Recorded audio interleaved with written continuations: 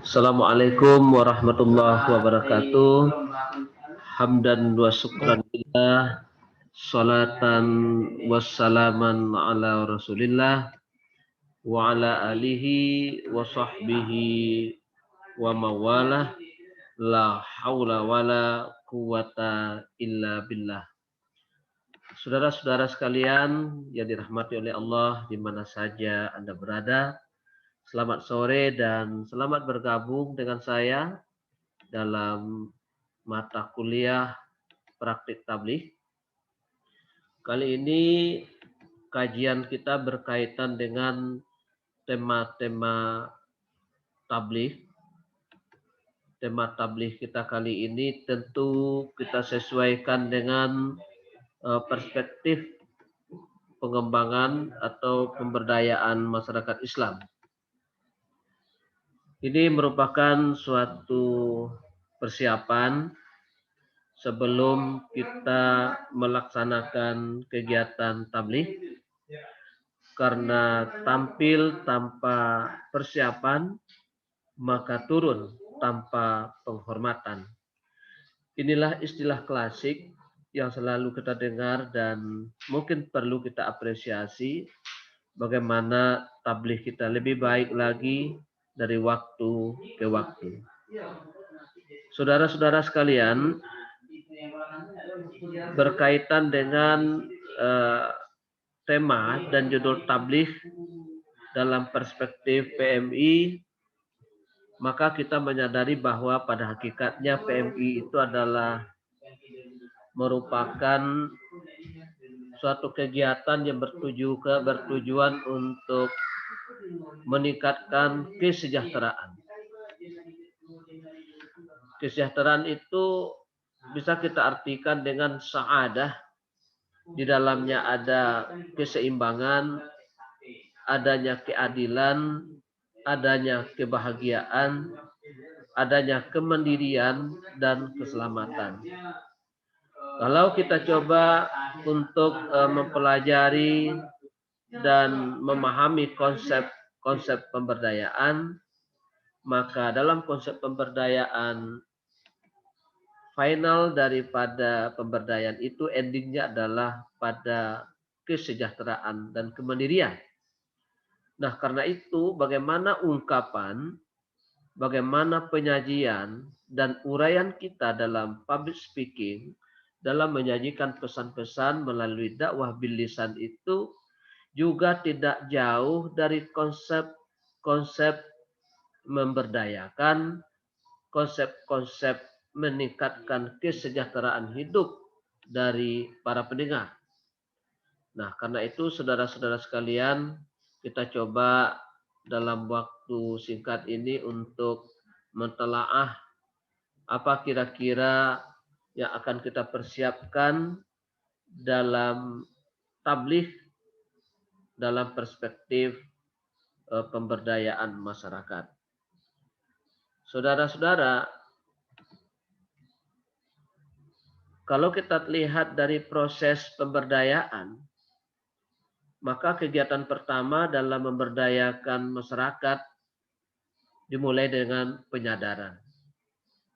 Karena tingkat kesadaran akan mempengaruhi tanggung jawab, tingkat kesadaran juga akan mempengaruhi apakah seseorang melakukan sesuatu atau meninggalkannya. Penyadaran itu penting. Dan pertanyaannya adalah bagaimana desain tabligh yang bercirikan kepada proses penyadaran. Apa yang kita ucapkan, apa bahasa yang kita gunakan, dan bagaimana mengutarakan ungkapan-ungkapan yang bernilai penyadaran. Kedua, berkaitan dengan penggalian potensi. Kita ingat bahwa manusia itu adalah makhluk holistik, makhluk multipotensi, multifungsi, dan makhluk yang unik.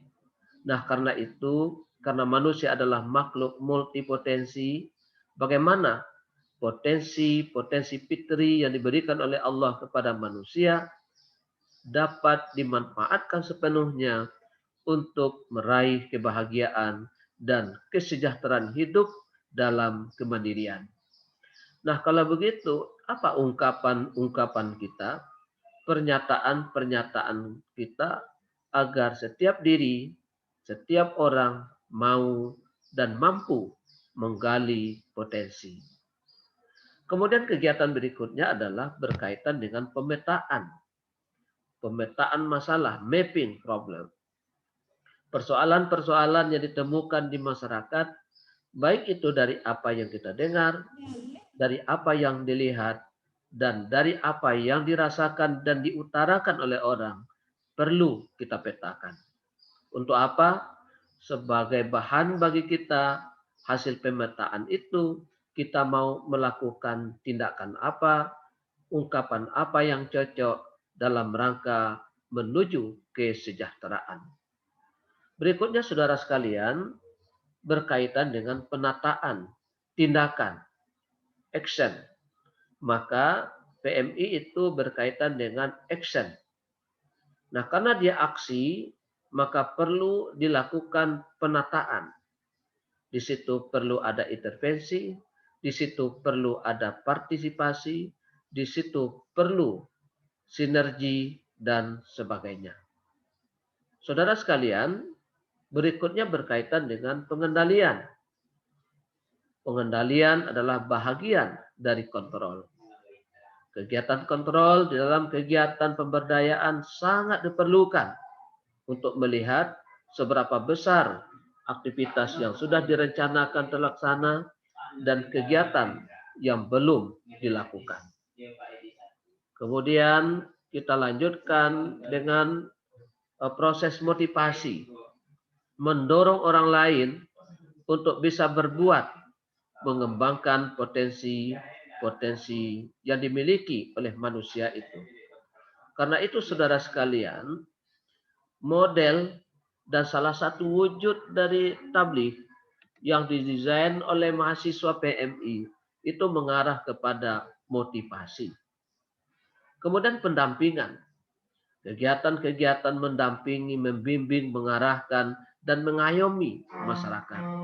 Pertanyaannya adalah bagaimana muncul kesadaran bahwa ketika masyarakat itu didampingi, pada hakikatnya adalah mereka diarahkan oleh sang pendamping. Kemudian berkaitan dengan penyaluran dan endingnya nanti adalah pemandirian. Pemandirian adalah bahagian dari bentuk kesejahteraan. Tingkat kesejahteraan diukur dari tingkat kemandirian. Nah, inilah proses secara umum yang ada pada pemberdayaan itu. Saudara sekalian, kalau begitu, apa tema-tema Islamic Social Capital Strategic yang saya sebut dengan ISOCAP? Pertama, bagaimana kita membangun kepedulian. Nah, ketika saudara-saudara ingat waktu belajar dengan sosial kapital, maka kepedulian adalah bahagian yang terpenting di dalam kegiatan pemberdayaan. Nah, kalau begitu ada baiknya ada tema-tema tabligh yang berorientasi kepada kepedulian. Yang kedua, temanya adalah berkaitan dengan kebersamaan. Bersama kita bisa, bersatu kita maju. Nah, karena itu untuk membangun kebersamaan diperlukan cara, diperlukan strategi, dan teknik. Berikutnya saudara sekalian berkaitan dengan partisipasi. Karena di dalam pemberdayaan tidak mungkin kita bekerja sendirian. Kita butuh orang lain, kita butuh ada uluran tangan orang lain. Saciok bak ayam, sadanciang bak basi. Barek samo di piku ringan samo di jinjing. Itu adalah petuah-petuah dari orang tua kita dulu. Perlu partisipasi, ikut serta. Kemudian kerjasama. Tema-tema kerjasama sangat diperlukan. Karena kebersamaan itu penting. Tidak ada kekuatan tanpa ada kebersamaan. Kebersamaan inilah yang membuat orang kuat yang kita sebut dengan berjamaah. Kemudian yang paling penting saudara sekalian, temanya adalah berkaitan dengan rasa memiliki. Rasa memiliki perlu kita arahkan. Rasa memiliki perlu kita tanamkan, kita tumbuhkan, dan kita rawat di dalam kebersamaan di suatu komunitas. Karena apabila seseorang memiliki rasa memiliki, maka muncullah rasa tanggung jawab dan pembelaan terhadap apa yang dimiliki. Saudara sekalian, berikutnya kita arahkan tema-tema itu kepada tema-tema besar. Misalnya kita mengenal ada peringatan Hari Besar Islam, ada hari-hari besar nasional, ada apalagi ini pemberdayaan berkaitan dengan sosial kapital tadi, berkaitan dengan masailul ummah, problem solving, self management action.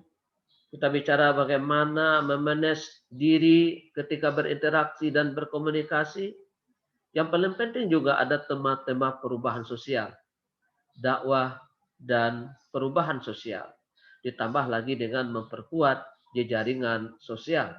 Maka nanti dengan menggunakan analisis sosial, ansos, insya Allah kita bisa lebih leluasa untuk mengembangkan arah dari tema tabligh kita. Saudara, kita coba dalami sedikit.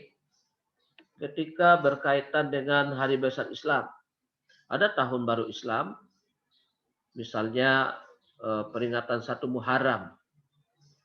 Ketika Tahun Baru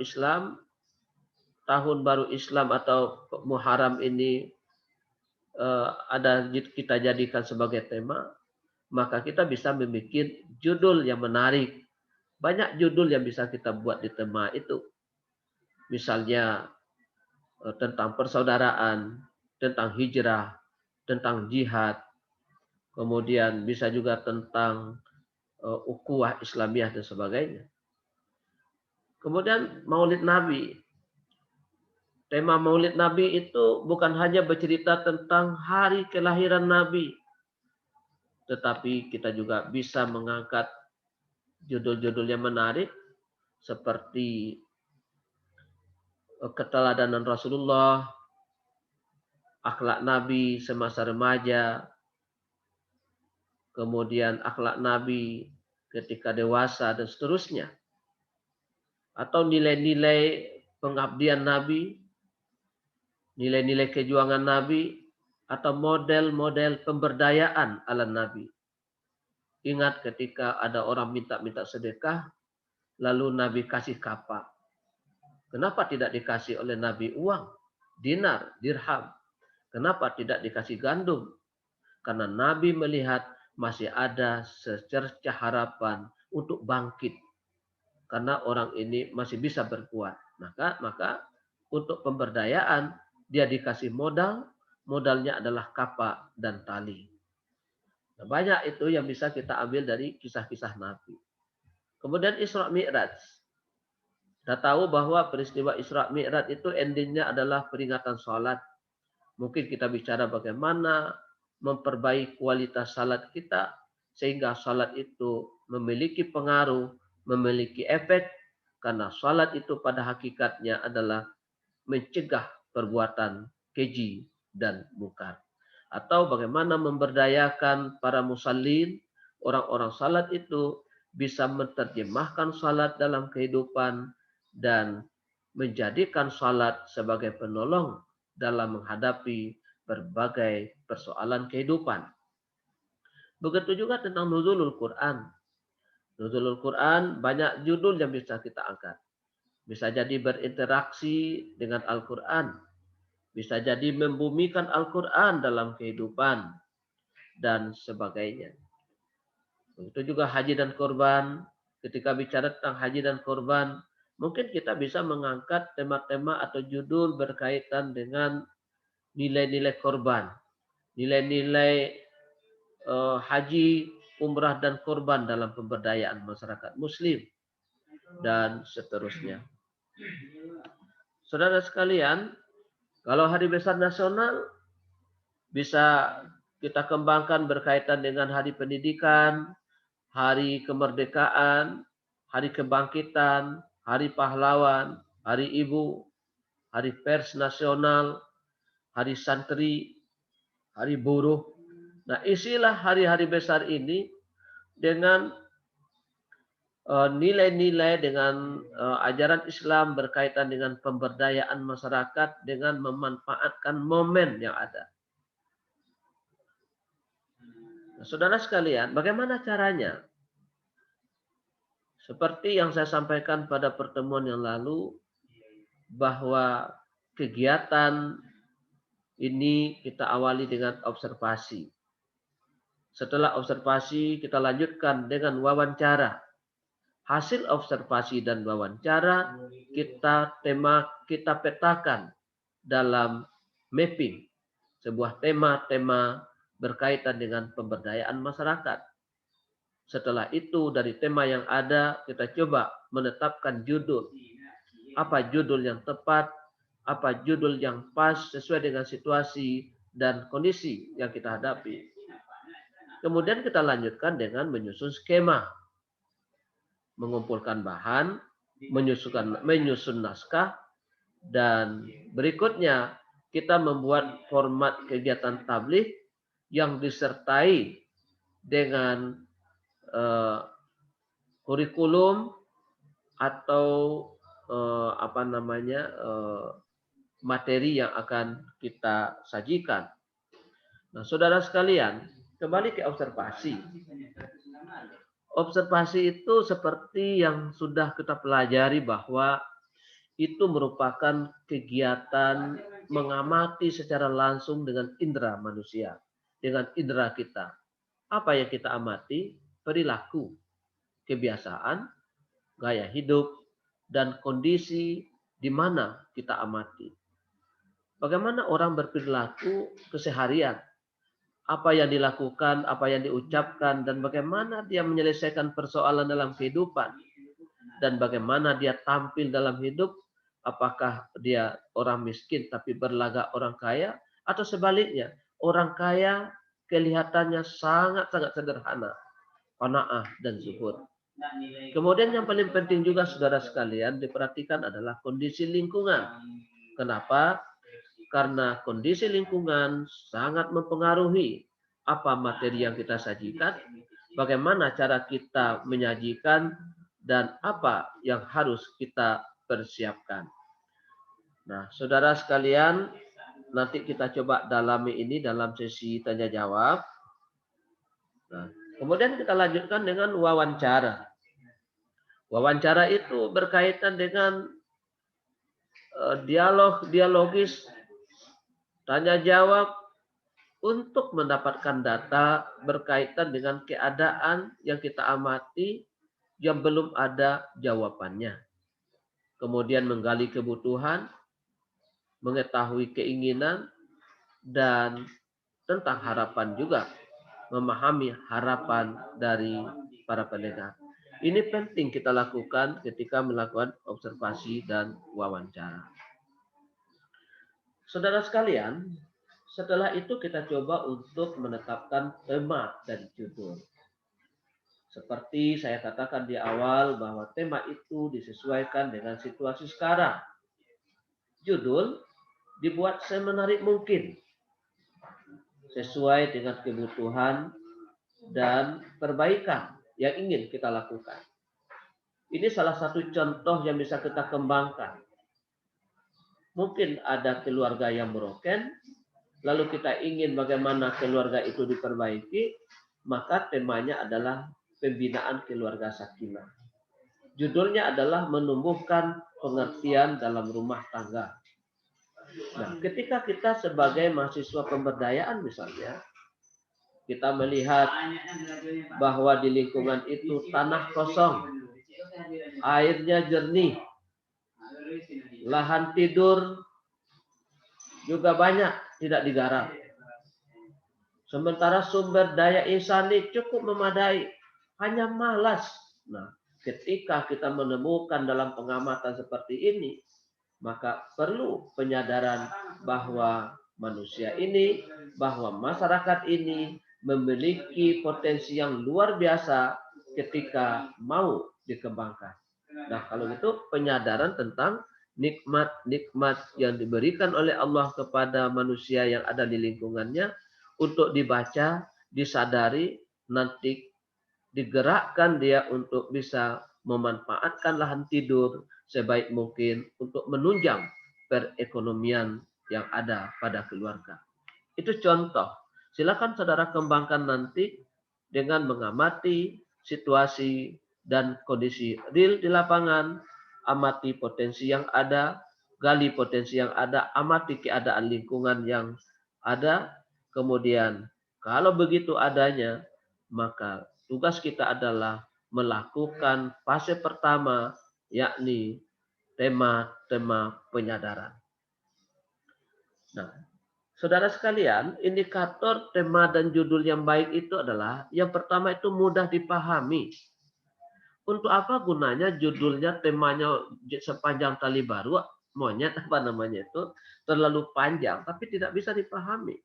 Orang sekarang sukanya kepada yang praktis, singkat, padat, mengikat, dan terikat. Inilah yang disebut dengan judul yang menarik, mendatangkan rasa ingin tahu, mengundang minat untuk mendengarkan. Karena ini berkaitan dengan pemberdayaan, ya tentu kita sesuaikan dengan tema-tema pemberdayaan. Berikut saudara sekalian, kita menyusun skema tablik.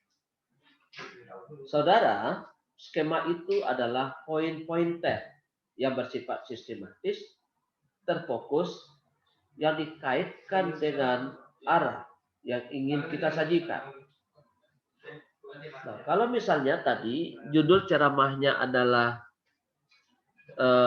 mempertahankan keutuhan rumah tangga atau memanfaatkan lahan tidur untuk menunjang perekonomian misalnya, maka otomatis skema yang harus kita buat itu bisa jadi pertama makna keutuhan, ayat-ayat berkaitan dengan pendukung, hadis-hadis tentang keutuhan rumah tangga, atau hadis-hadis tentang pemanfaatan lingkungan hidup, kemudian indikator dari ketahanan rumah tangga, atau bisa juga indikator dari kesejahteraan atau kemandirian. Nah, kemudian yang lebih penting adalah karena dakwah ini, tablik solutif, di akhirnya kita harus menawarkan solusinya kayak apa. Caranya bagaimana? Bagaimana memanfaatkan lahan tidur yang islami, bagaimana mempertahankan keutuhan rumah tangga sesuai dengan ajaran Allah dan Rasul-Nya. Ini yang kita tawarkan. Artinya ketika kita ngomong, omongan kita itu fokus, tidak terbuang, dan selalu memberi makna. Berikutnya saudara sekalian, berkaitan dengan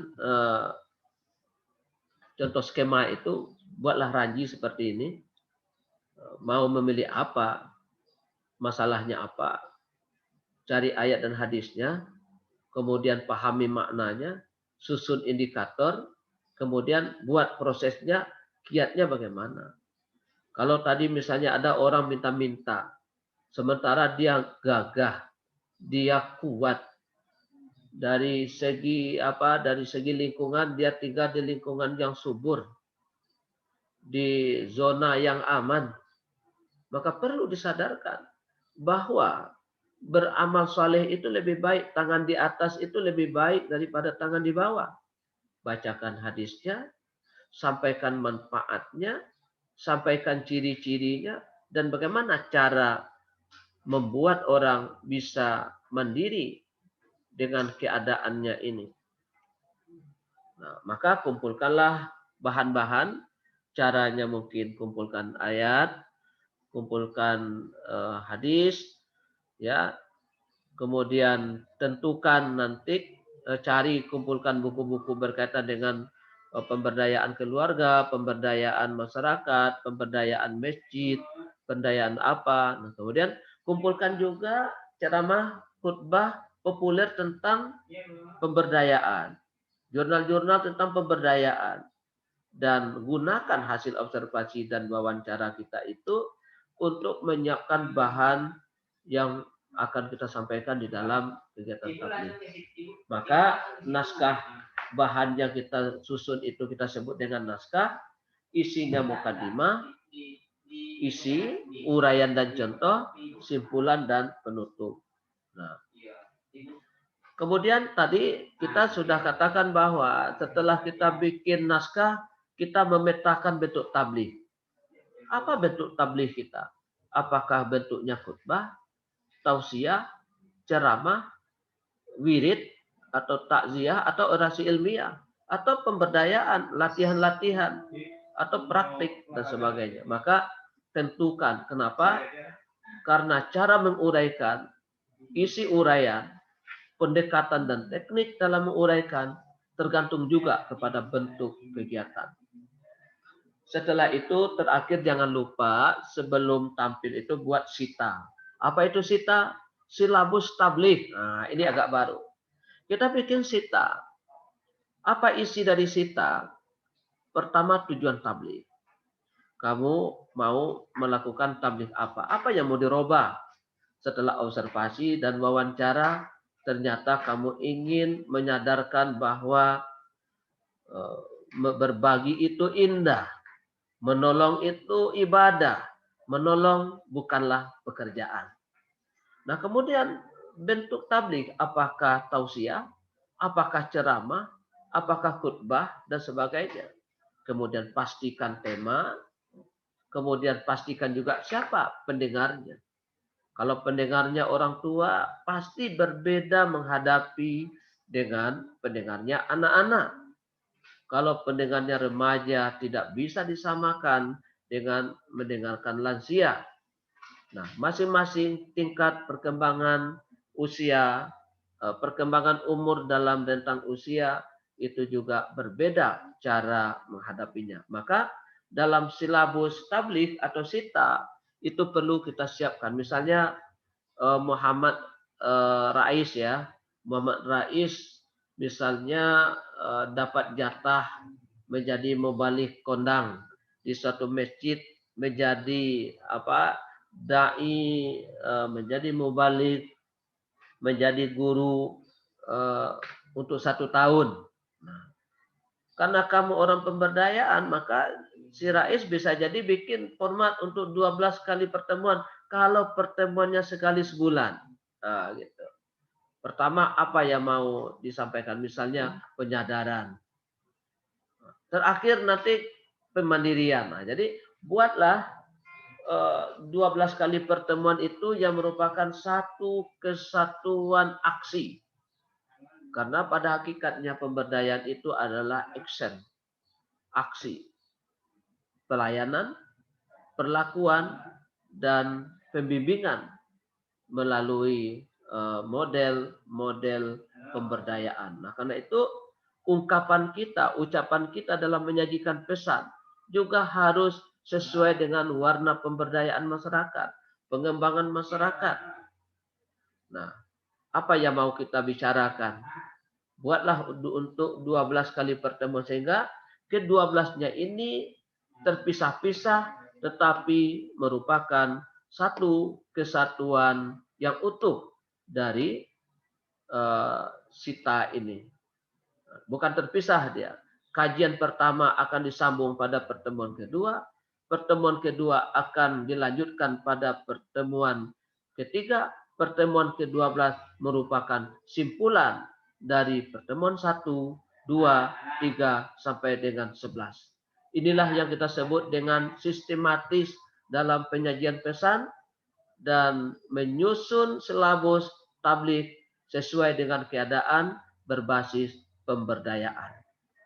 Oke, itu sekedar hantaran dari saya untuk sesi ini dan akan kita lanjutkan pada sisi kedua dengan tanya jawab.